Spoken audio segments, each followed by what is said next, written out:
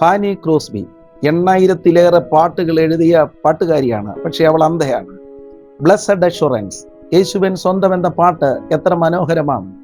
വചന നിമിഷത്തിലേക്ക് സ്വാഗതം. Disability is A uniqueness എന്നതാണ് ധ്യാനം.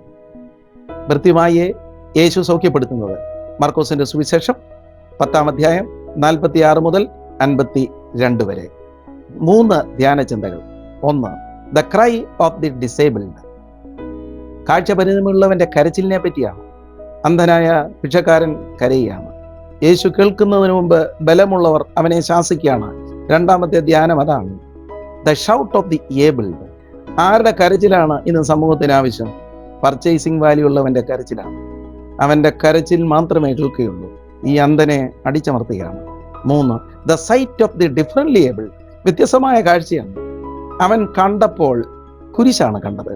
നമ്മൾ വായിച്ച് അവിടെ അവസാനിപ്പിക്കുന്നത് കുരിശിലേക്ക് യേശുവിനോടൊപ്പം അവൻ അനുഗമിച്ചു എന്നാണ്. He followed the path of cross. God bless you.